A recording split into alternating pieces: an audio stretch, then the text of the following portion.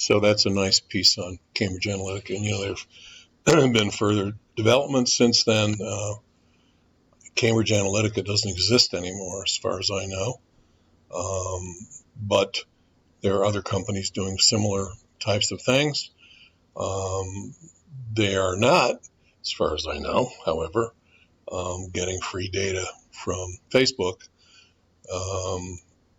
the way Cambridge Analytica was able to do, the way Brexit, the company working on Brexit getting passed, was able to do. So there have been some changes, but again, from everything we read and hear, the same kind of targeting is going on right now. I know for sure that President Trump's campaign is doing it.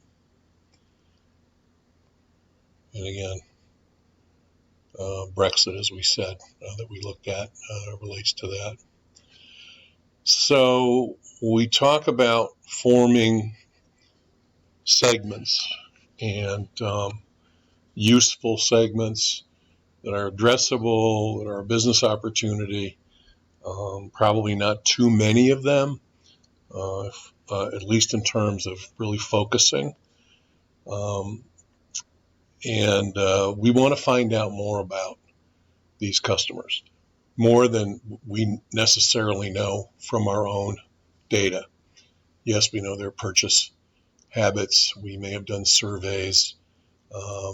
We know their zip code. I mean, we know whether they're ordering from a mobile or a PC. I mean, we definitely know, based on the products they're buying from us, we know some things about their lifestyle.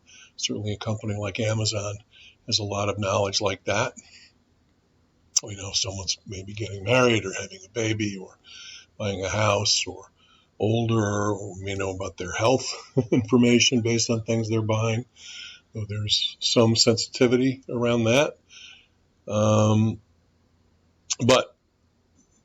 what else can we find out about these segments from outside databases? And that, again, is this idea of going to external databases to build out the information and improve our ability to profile and understand our target customers. Of course, MVCs are extremely important to understand. We're going to talk about multivariate analysis in a minute. So these are the sorts of sources for data. We have first-party data ourselves, and we may be doing surveys too, by the way. It's certainly not a bad idea to do those from time to time with our customer segments, run our own surveys. We can also get second-party data. That's a second-hand source that tells us more about our first-party data. And then there are third-party data, and that's where we're going outside to Axiom, people like that.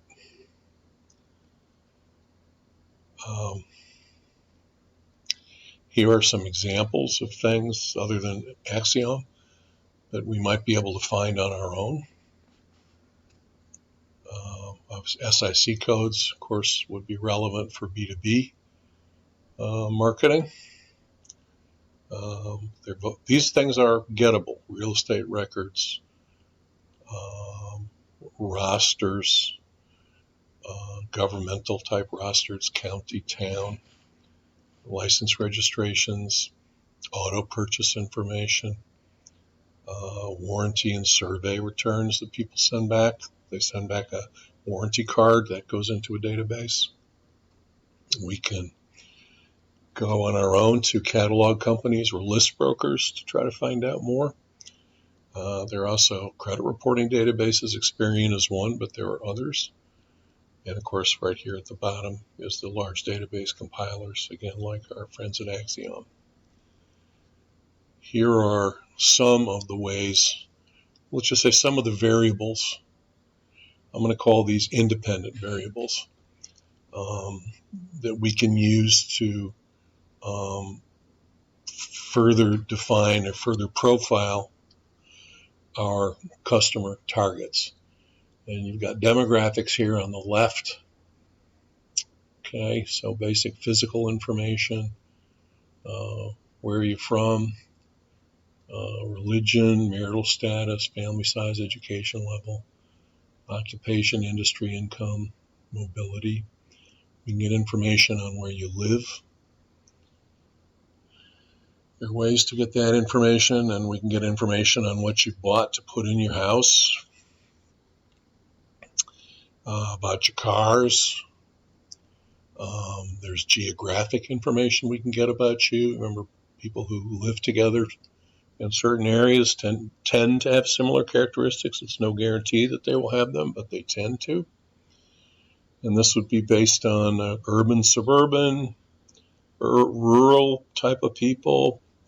We used to call them C counties. The C counties are the ones that were more rural. There are differences among regions in the country about people and their habits and maybe how to approach them or talk to them.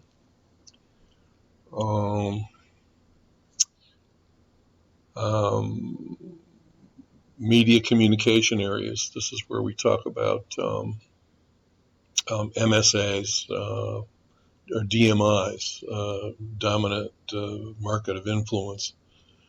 And so right down to the block, the zip code, telephone area code, and then we finally get to psychographics here.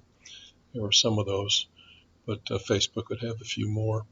And then we can also segment. This would be really, some of this can come out of our own database, like purchases, but then we also have affinity groups, charities, political affiliation, and what influences. These are just some ways to segment. I want to talk more about geographic segmentation, and here I'm showing feathers for a reason, and this is because it's the old adage of birds of a feather flock together, which has been noticed by sociologists and people who study these things for years and years. Here's an obvious example of that. Proximate Native American tribal locations prior to European contact. And these people were families that intermarried and formed their own languages in many cases, and battled among one another in many cases. This seems to be almost a kind of a pre-city, pre-urban, pre-industrial, pre-agrarian, really, although there were many Indian Native American farms, but still, this is a very early way of organizing things. And I often think to myself that if something really unfortunate happened, and that pulled down our electrical grid and our technology, it wouldn't be too many generations before we might end up going back into these kinds of tribal arrangements. You never know. Here's another tribal arrangement. This is Iraq, and the country Iraq is just was made up by the British and the French back at the beginning of the 20th century.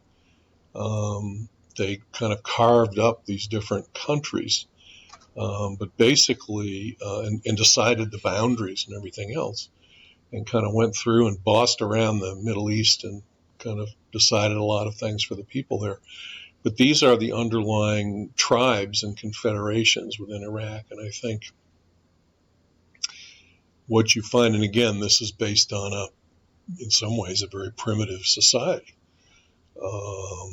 And so what you see is this natural human tendency to kind of have your family, your village, your tribe, and your loyalties are more to those things in many cases than they are to this country that somebody made up for you. This is more geographic targeting. I know when you apply for car insurance, they want to know not just where you live, but where you'll be storing your car, because they have car theft data and other data that trace to very specific geographies that will determine the rate you pay, and different accident costs by zip code too. So we've looked at Axiom.com. I don't think we really need to. I mean, let's just pop on it for a second here. There's no audio, so I'll just talk over once we go to the site. Although watching the video is probably not a bad idea. We already had a team take a good look at Axiom for us, didn't we, earlier? So I guess maybe we don't really need to do that. So this is the portal to get into ethics. Yeah, okay, that's a fairly recent addition, I think. There's first, second, and third party data. Right, folks? Okay. So, all right, lots and lots of big brands. We saw this, so our team did a nice job on this for us, so I don't think we need to get into this too much. So anyway, we'll just close that. Whoa, and look where we are. Okay. This is some census. It's a zip code map for Ohio, and here's moving in on Cleveland, which is on the northern end, the upper end of the Ohio map on the right side there. You can see kind of a little dippy area, and so you've got zip codes. All the different colors are different zip codes in Ohio, and here you have, I believe, counties. Another way to define areas and geography, and this one is, I believe it's census tract. So it's even smaller than zip codes and smaller than counties. That's when you're getting down to almost block by block, but not quite. So, and of course, with mobile technology and the tracking of devices, we learn a lot about where people live from that too, can't we? Whether they like it or not. Let's just see what I was meant by including this link here. Let's just open this one up. I don't remember looking at this. I updated the presentation, but I didn't look at every link. Let's just take a risk there. Oh dear, looks like maybe this isn't letting us do this. I apologize. Okay. I do want to take a second to talk about what I think is a very interesting topic along the lines of geographic targeting. And it's a very relevant topic, and it's one that may help you remember this whole concept of targeting by zip code, or even more finely. And this has to do with gerrymandering, which was first, the word was invented and used by the Boston Gazette in 1812. And this happened to coincide with a redrawing of Senate state election districts after a census in 1810. And these districts were redrawn in Massachusetts by the governor at that point, Elbridge, I think it's Gerry. Anyway, and he did it to benefit his party, and the districts were shaped so strangely. Someone said they look like so one of them at least looked like a salamander. If you know what a salamander is, it's a little tiny lizard with a tail and little feet and little neck and head and a body, and kind of strange looking districts. So when you put together Gerry and salamander, you get gerrymander. And here are some gerrymander districts from, this is North Carolina. And these are some actual districts that were drawn by the Republican state legislature there, which are very, those are two districts. So you can see that each political party, it's not just one or the other. They both do it.